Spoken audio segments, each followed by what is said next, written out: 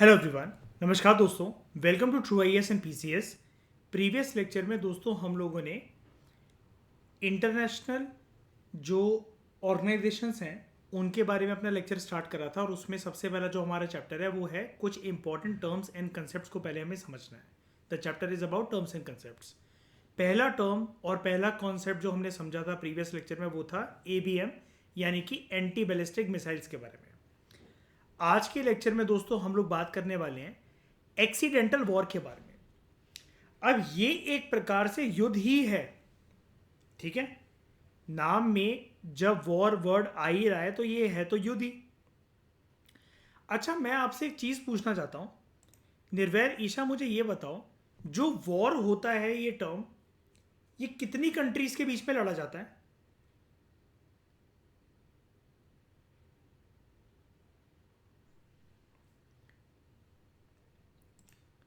मतलब आप लोगों का ये कहना है कि मिनिमम 2 देश तो होने ही चाहिए यहां पर, एटलीस्ट 2 कंट्रीज की रिक्वायरमेंट तो है ही, है ना। और अगर मैं एक वर्ड बोलूं आपके सामने, सिविल वॉर, तो यहां पर कितने देश लड़ रहे होते हैं?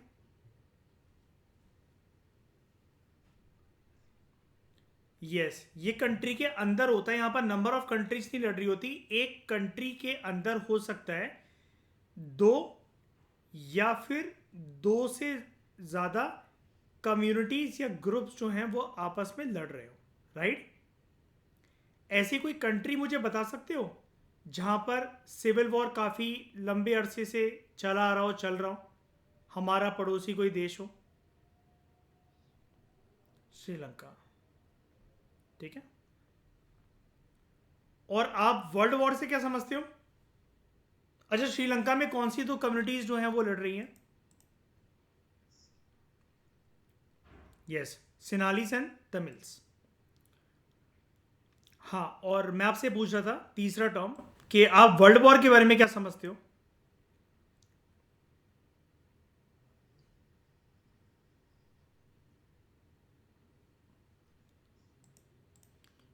यानी कि बहुत सारे यहां पर देश हैं और उन देशों के बीच में देश देश का ग्रुप बन चुका है, राइट।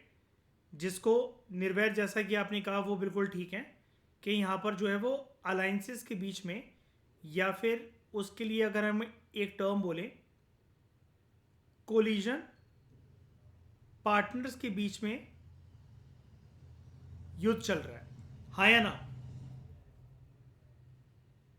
है ना। वर्ल्ड वॉर की बात कर रहा हूं मैं यहाँ पर। अब देखो, यानी कि आप लोगों को जो वॉर है टर्म, या सिविल वॉर है या वर्ल्ड वॉर है, इससे आप अच्छी तरीके से रूबरू हो, राइट। आपने कहीं ना कहीं एनसीईआरटीज में या फिर फाउंडेशन कोर्स की क्लासेस में अक्सर इसको सुना है, हमने इसको काफ़ी बार डिस्कस करा है। लेकिन एक्सीडेंटल वॉर आपने नहीं सुना, राइट। सुना है? पहला जानते हो उसका मतलब एक्सीडेंटल वॉर? नहीं भी जानते हो कोई बात नहीं, हम डिस्कस करेंगे इसको। तो इसको हम समझते हैं कि एक्सीडेंटल वॉर क्या होता है तो जैसा कि मैंने आपको बताया वॉर ही, और उससे पहले मैंने आपको 3 टर्म्स भी क्लियर कर दिए कि वॉर क्या होता है, सिविल वॉर क्या होता है, वर्ल्ड वॉर क्या होता है। अब एक्सीडेंटल का यहां पर यह मतलब है कि ये किसी इंसान की गलती की वजह से ये जो वॉर है ये शुरू हो गया है, या फिर किसी ग्रुप की गलती की वजह से, या किसी एक कंट्री की गलती की वजह से, किसी की मिस्टेक की वजह से ये वॉर एक्सीडेंटली स्टार्ट हो गया है। यहां पर ये वॉर स्टार्ट होना था, ऐसा किसी भी ग्रुप का, किसी भी देश का, किसी भी प्रकार से कोई भी इंटेंशन नहीं था। लेकिन होते होते ये स्टार्ट हुआ नॉर्मल एक फायरिंग के साथ, जिसको हो सकता है अनइंटेंशनल अनइंटेंशनल या फिर बाय मिस्टेक वो फायरिंग कर दी गई हो, लेकिन उसने रूप ले लिया एक फुल फ्लेजेड वॉर की स्थिति का, परिस्थिति का, ठीक है। तो ये होता क्या है, कैसे स्टार्ट होता है, इसको समझते हैं, ठीक है। इसको जानते हैं पहले। इन सब टर्म्स को हम पहले मिटाते हैं, फिर डिटेल में इसके बारे में बात करते हैं। जो ये एक्सीडेंटल वॉर होता है ना दोस्तों, एक्सीडेंटल वॉर एक ऐसा युद्ध होता है, जैसा कि मैंने आपको बताया, जिसकी शुरुआत होती है without any deliberate intent by any party. Intent का मतलब यहां पर कोई भी जो ग्रुप है, पार्टी का मतलब यहां पर यह है कि कोई भी जो नेशन स्टेट है, कोई भी जो देश है, उसका किसी भी प्रकार से कैसा भी कोई भी इंटेंशन नहीं था इस वॉर को स्टार्ट करने के लिए। अब ऐसा माना जाता है इंटरनेशनल रिलेशंस के कंटेक्स्ट में कि ये एक्सीडेंटल वॉर दो परिस्थितियों के अंदर, दो सिचुएशन के अंदर पैदा हो सकता है। पहला, समझना इसको अच्छे से, कभी कभार कोई एक इंडिविजुअल या फिर कोई एक ग्रुप एक एक्ट ऑफ वायलेंस को कमिट कर दे, यानी कि एक घटना को अंजाम दे दे, और ये एक्ट ऑफ वायलेंस किसकी नजरों में एक्ट ऑफ वायलेंस है? अदर नेशन स्टेट की नजरों में ये एक्ट ऑफ वायलेंस है। क्यों है? हो सकता है उसके किसी ना किसी प्रकार से जो उसके इंटरेस्ट हैं वो हार्म हुए हो, उसको नुकसान पहुंचा हो, और उसने इसको मिस्टेक ना लेते हुए बहुत ही सीरियस वे में सामने वाली कंट्री का एक एक्शन जो है ऐसा प्रतीत कर लिया, ऐसा सोच लिया कि सामने वाली कंट्री का ये एक सीरियस एक्शन है, जिस कंट्री में इस घटना को अंजाम दिया गया, जिसका खामियाजा किसी देश को भुगतना पड़ा, उस कंट्री ने इसको सीरियस एक्शन की तरह प्रतीत कर लिया कि ये एक एक्ट ऑफ वायलेंस है, और हम तो नहीं मानते जी कि ये मिस्टेक है। सामने वाली कंट्री कितना भी इसको कहते रहे कि ये मिस्टेक है, गलती से हो गया, ऐसा हो गया, वैसा हो गया, हम तो नहीं मानने को तैयार है इस बात को। तो ये एक्ट ऑफ वायलेंस है against the intentions of political leadership. सामने वाली कंट्री ऐसा मान लेती है कि या तो हमारी सत्ता को हिलाने के लिए ऐसा करा गया।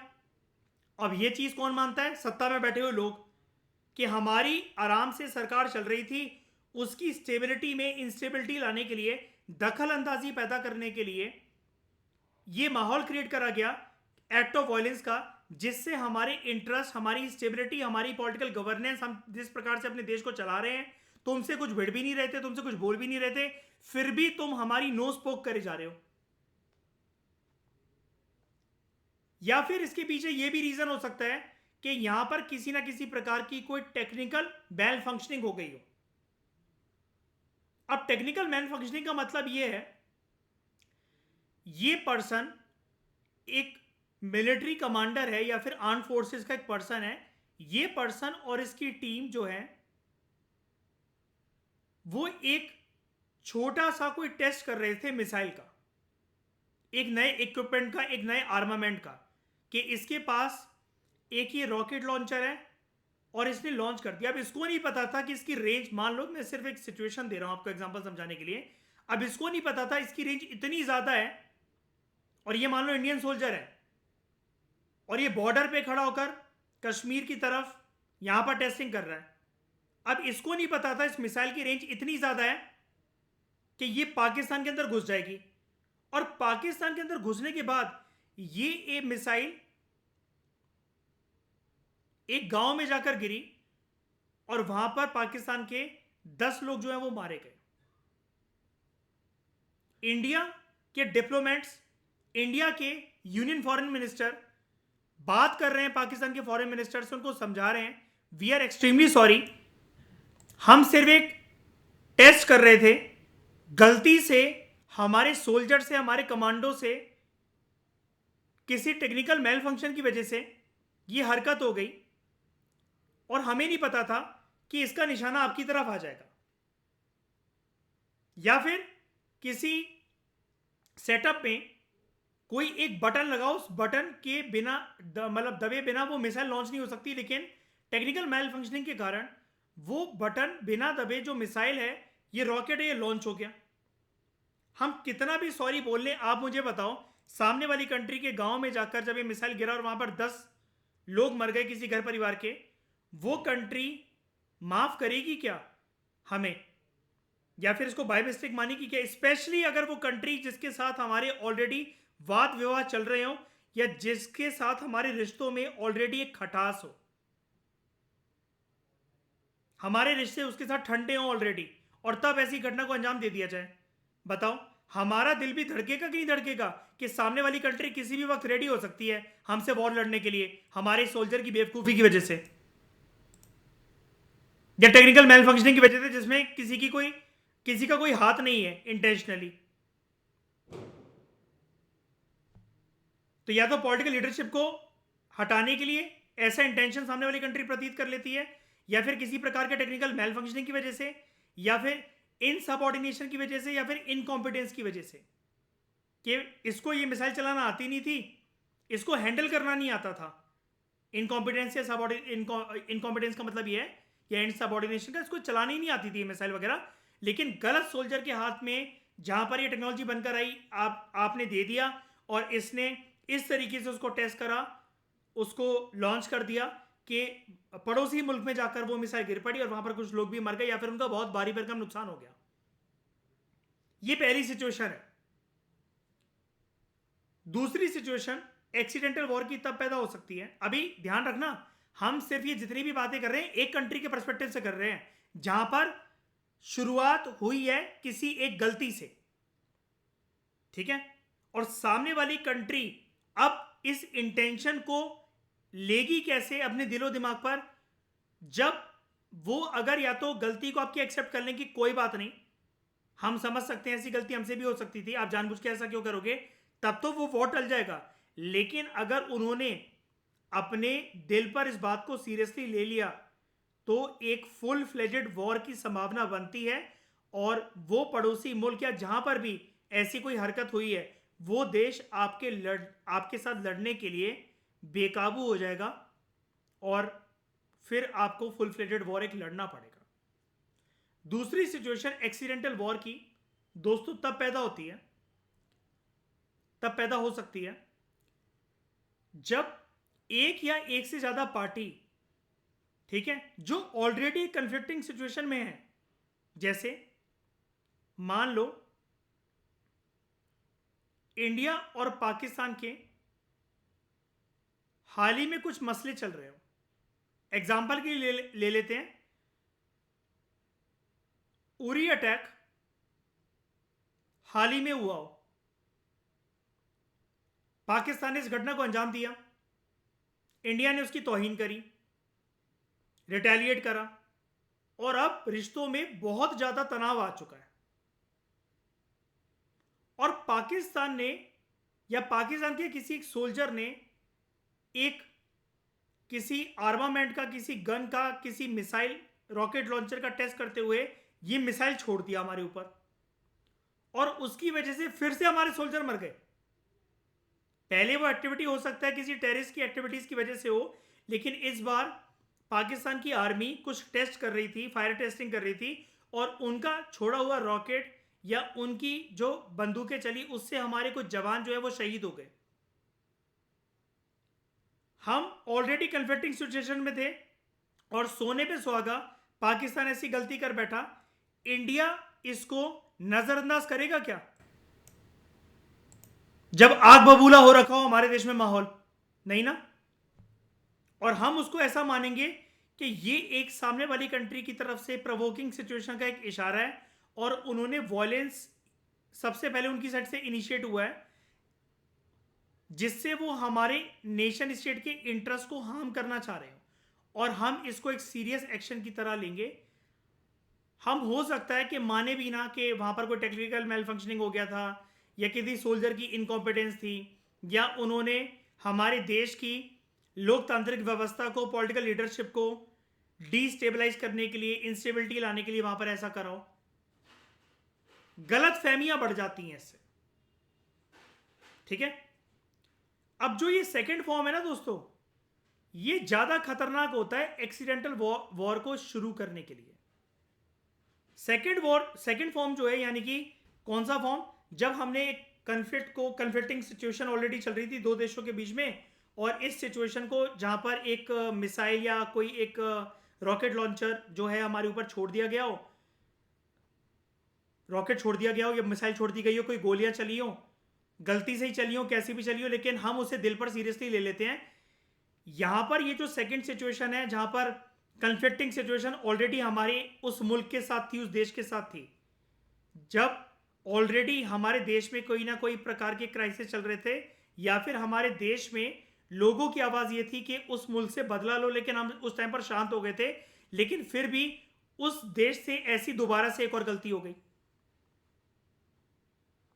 ठीक है, तो second form is more likely in times of crisis, जब पॉलिटिकल लीडर्स और उनको एडवाइस करने वाले जो डिप्लोमेट्स होते हैं, जो ब्यूरोक्रेट्स होते हैं, जब वो बहुत ज़्यादा साइकोलॉजिकल स्ट्रेसफुल कंडीशन के अंदर होते हैं। मान लो कोई रॉ के एजेंट्स, नेशनल इन्वेस्टिगेशन एजेंसी के लोग, इंटेलिजेंस ब्यूरो के लोग, प्रधानमंत्री और उनके मंत्रिमंडल को, मोदी जी को और उनके पूरे के पूरे मंत्रिमंडल को ये समझा रहे हैं कि सर, देश में माहौल बहुत खराब है, हिंदुस्तान की जनता ये चाहती है कि पाकिस्तान को आप करारा जवाब दो। हमारे पॉलिटिकल लीडर शांत हैं कि नहीं, इस टाइम पर वॉर लड़ने वाली सिचुएशन नहीं है, वॉर लड़ेंगे तो दोनों पार्टीज बिल्कुल भी विन विन सिचुएशन में नहीं रहने वाली, और हम वॉर या फिर मतलब अगर सामने वाली कंट्री ने पाकिस्तान ने हम पे अटैक करा भी है, तो मान लो कि Modi ji IB, NIA, raw के चीफ से बात करते हुए कहते हैं कि नहीं, युद्ध करना एक जवाब नहीं है। लेकिन जो प्रधानमंत्री के एडवाइजर्स होंगे, या अगर मोदी जी सच में बहुत ज़्यादा रिलाय करते होंगे एनआईए के चीफ की बातों पर, इंटेलिजेंस ब्यूरो के चीफ की बातों पर, research and analysis wing raw की चीफ की बातों पर, तो हो सकता है कि वो उनको ऐसा एडवाइस कर दें कि sir, this situation is very serious, एक के बाद एक हमारे सोल्जर जो हैं वो जख्मी होते जा रहे हैं, मरते जा रहे हैं, और पिछले कई दिनों से पाकिस्तान हमें हवाला दे रहा है कि हमसे कोई गलती हो गई, we are so sorry for this. और मान लो ऐसा एक ही इवेंट हुआ है, उरी अटैक के बाद मान लो ऐसा एक इवेंट हो गया है कि जिसमें एक ही बार गलती से पाकिस्तान की तरफ से मिसाइल छोड़ दी गई और हमारा एक जवान शहीद हो गया। अब ये जो एडवाइजर से प्रधानमंत्री के, उनके मंत्रिमंडल के, ये समझाने लगे अगर हमारे देश के पॉलिटिकल लीडर्स को कि नहीं, ऐसा ऐसा एक्शन ले लो, वॉर लड़ना ही चाहिए, तब जाकर एक फुल फ्लेजेड वॉर जो है वो दोनों कंट्रीज के बीच में जो है वो स्टार्ट हो सकता है। और इस वॉर को क्या नाम दिया जाएगा? Accidental war.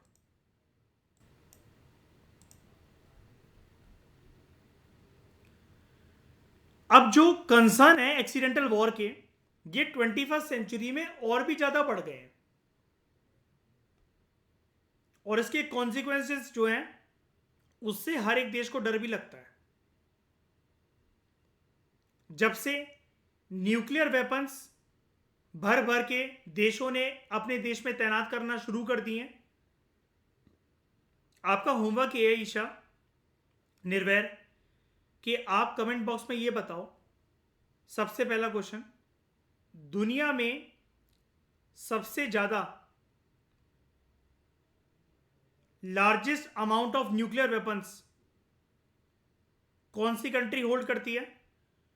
और दूसरा क्वेश्चन जिसका आंसर आपको देना वो ये देना है, इंडिया के पास एट प्रेजेंट कितने न्यूक्लियर वॉरहेड्स हैं इन नंबर, और लार्जेस्ट किसके पास है? न्यूक्लियर वेपन बहुत खतरनाक होते हैं दोस्तों।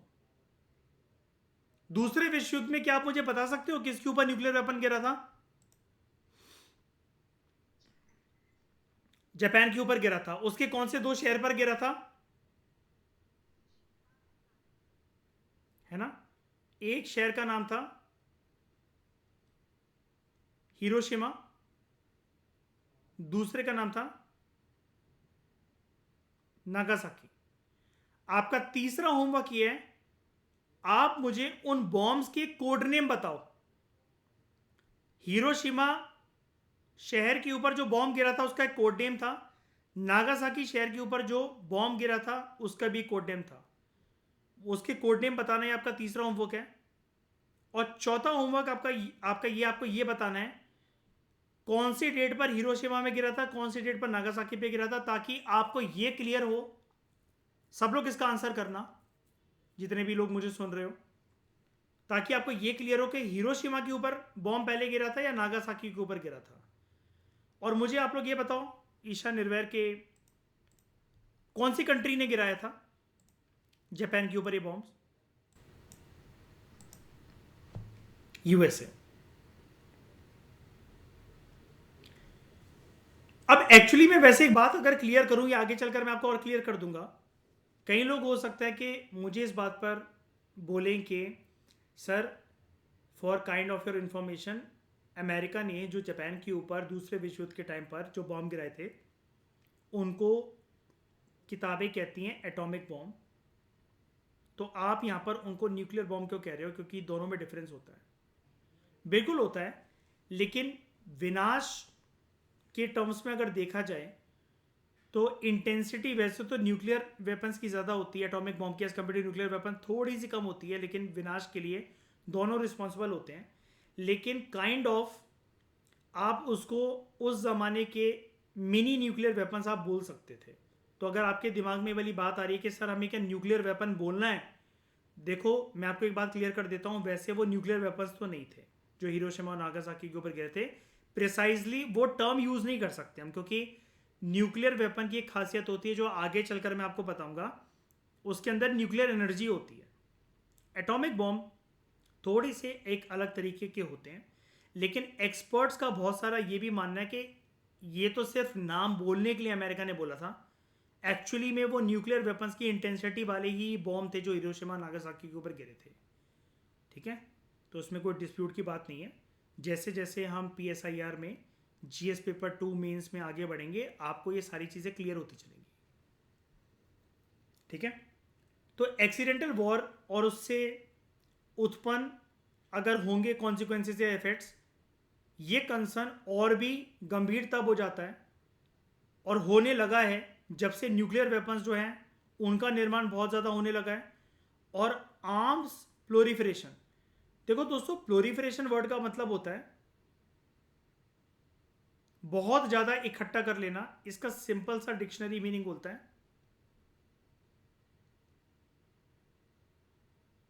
मल्टीप्लिकेशन। और आर्म्स मतलब यहां पर क्या है? बंदूकें, हथियार, टैंक, बजूका, मिसाइल्स, न्यूक्लियर वेपन्स, ये सब कुछ आर्म्स की कैटेगरी में आ जाता है। और आर्म्स को वैसे हम कहते हैं आर्मामेंट्स। क्या कहते हैं? आर्मामेंट्स। तो जब से ये अलग अलग प्रकार के हथियार जो है 21st सेंचुरी में और even at the end of the 20th century, जब से प्लोरिफरेट मल्टीप्लाई होने लगे हैं। ठीक है, तो एक्सीडेंटल वॉर को लेकर कंसर्न इससे क्यों पड़ जाता है? क्योंकि अगर किसी देश के ऊपर, दोस्तों आप इमेजिन करो, ईशा निर्वैर इमेजिन करो कि किसी देश के ऊपर कोई कंट्री न्यूक्लियर वेपन छोड़ दे और ये बोल दे गलती से हम तो टेस्ट कर रहे थे छूट गया। इसका विनाश जानते हो कितना भयंकर हो सकता है? अब ऐसा मैं एक डर आपको यूएसए का बताता हूं। कोल्ड वॉर के बारे में शायद से आप लोगों ने सुना हो, अगर नहीं सुना है तो उसके लिए आप सीरीज देखो मेरी प्लेलिस्ट पे जाकर। क्लास 12th की जो पॉलिटिकल साइंस की एनसीईआरटी है, कंटेम्प्रेरी वर्ल्ड पॉलिटिक्स, उसका जो पहला चैप्टर है कोल्ड वॉर, उसमें आपको एक चीज़ याद होगी, क्यूबा के अंदर जब यूएसएसआर ने मिसाइल्स रखवाए थे तो अमेरिका ने यूएसएसआर को फ़ोन करा था, उसके लीडर को फ़ोन करा था, निकिता क्रुश्चेव को, जॉन एफ कैनेडी ने, कि क्यूबा क्योंकि हमसे जोग्राफिकली लोकेशन वाइज काफ़ी पास है और यहाँ पर जो तुम न्यूक्लियर वेपन्स तैनात करवा रहे हो, अगर कोई भी एक्सीडेंटल हैपनिंग अगर हो जाती है तो ये तो डूबेगा ही और साथ में मुझे भी ले डूबेगा। मैं तुम्हें वॉर्न करता हूं, जॉन एफ कैनेडी ने कहा था निकिता क्रुश्चेव को, यूएसएसआर के लीडर को, कि वॉर्न करता हूं, जो तुम्हारे शिप्स आ रहे हैं क्यूबा में न्यूक्लियर मिसाइल्स, न्यूक्लियर वेपन्स को स्टॉल करने, उनको वापस ले जाओ। और यूएसएसआर का लीडर निकिता क्रुश्चेव इस बात को मान गया था। अगर वो नहीं मानता तो एक फुल फ्लेजेड वॉर, जो कि कल को तीसरे विश्व युद्ध का रूप ले सकता था, वो स्टार्ट हो जाता दोनों के बीच में।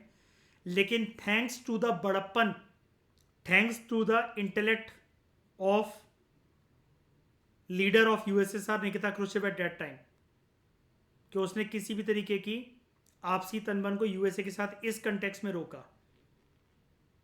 और यहां से शुरुआत होती है कोल्ड वॉर की। और ये कौन सा क्राइसिस था, इसको इतिहास के पन्नों में एक फेमस इवेंट से डिनोट करा जाता है, जिसको हम कहते हैं क्यूबन मिसाइल क्राइसिस। अब क्योंकि आर्मामेंट्स की प्लोरिफरेशन का, मल्टीप्लिकेशन का खतरा, इसका साया इतना ज्यादा मंडरा रहा है कंट्रीज के ऊपर, कंट्रीज इससे इतना बेचैन है कि वर्ल्ड में कुछ टाइम पहले, और आज भी चलती हैं ये डिबेट्स, स्टार्ट हो गई थी कि आर्म्स को, आर्मामेंट्स को कंट्रोल करने के लिए विभिन्न देशों के बीच में कुछ ट्रीटीज आनी चाहिए, कुछ मेजर्स आने चाहिए। और इसके लिए बड़े सारे एक्सपर्ट्स ने थ्योरीज भी दी कि there should be some armament control treaties. जैसे एग्जाम्पल के लिए मैं आपको बताता हूं, एबीएम के ऊपर भी एक ट्रीटी है जिसका नाम है, इसका नाम ही यही है, ABM treaty, anti ballistic missile treaty, कि कोई भी जो कंट्रीज हैं इसको ज़्यादा होर्डिंग करने से इसकी कंट्रीज को रोका जाए। ये अच्छी चीज़ नहीं है, क्योंकि ballistic missiles, anti ballistic missiles को होल्ड करना,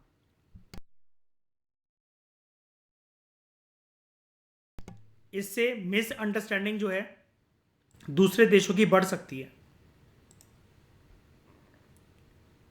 आपका 5वां होमवर्क ये है सब लोगों का, और निर्वैर, ईशा, आप लोगों का स्पेशली, कि आपको ये बताना है मुझे कोई भी 10 फेमस आर्म्स कंट्रोल ट्रीटीज के नाम बताना, 10 फेमस, जो कोल्ड वॉर के टाइम पर, उसके बाद, कोल्ड वॉर के बाद साइन हुई थी अमेरिका और रशिया के बीच। अब यहाँ पर तो मैंने वैसे तो ट्रंप और पुतिन की फ़ोटो लगाई है, लेकिन आर्म्स कंट्रोल ट्रीटी इनके बीच में आज तक साइन होती है, अमेरिका और रशिया के बीच में। लेकिन उस टाइम पर जब रशिया यूएसएसआर था, तो यूएसए और यूएसएसआर के बीच में बड़ी सारी आर्म्स कंट्रोल ट्रीटीज़ जो हैं वो साइन हुई थी। चलो 10 मत बताना, होमवर्क को सिंपल कर देते, 5 बता देना कोई भी फेमस, ठीक है। ये आपके 5 होमवर्क हैं आज की क्लास से, होमवर्क करो। और प्रीवियस क्लास वाले भी होमवर्क अभी आपके पेंडिंग है, ईशा, निर्वैर, ध्यान रखो उनका भी, ठीक है। अप टू डेट रहो थोड़ा सा, आप सिस्टमेटिक तरीके से चलोगे तो ही मैं चलूँगा आपके साथ सिस्टमेटिक तरीके से। तो दोस्तों, अगर आप ऐसी लाइव डिस्कशंस का पार्ट बनना चाहते हैं और कॉम्प्रिहेंसिव वे में अगर आप अपनी यूपीएससी की तैयारी करना चाहते हैं, तो हमारा एक dedicated prelims, mains and optional के ऊपर एक फाउंडेशन कोर्स है, आप उसको ज्वाइन कर सकते हैं, ठीक है।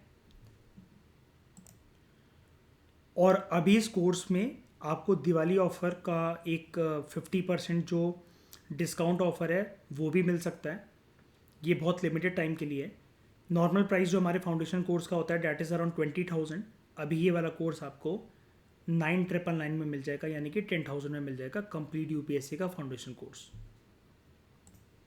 इसके अलावा अगर आप हमारे मटेरियल को अवेल करना चाहते हैं, तो एक पर्टिकुलर चैप्टर के लिए what you need to do is, आपको पूरा एक चैप्टर मिल जाएगा 21 रुपीज़ का। आप इस QR कोड को स्कैन करो, पेमेंट को कंप्लीट करो और हमें इस नंबर पर स्क्रीनशॉट भेज दो, टेलीग्राम पर या फिर व्हाट्सएप पर। हमारी टीम आपको जो मटेरियल की PPTs PDFs हैं वो भेज देंगी एक पर्टिकुलर चैप्टर के लिए, चाहे वो कितना भी छोटा हो या बड़ा हो। इस प्रकार की विजुअल इमेजेस के साथ, ताकि आपकी विजुअल मेमोरी बहुत स्ट्रांग बने, आप ही हमारा मटेरियल यूज़ कर सकते हो। अदरवाइज़ अगर आपके पास बुक है तो वेल एंड गुड, ठीक है। तो इस डिस्कशन में दोस्तों फिलहाल इतना ही, और भी इंटरेस्टिंग कॉन्सेप्ट्स को, टर्म्स को हम जानेंगे अगले लेक्चर में। Thank you very much for discussion.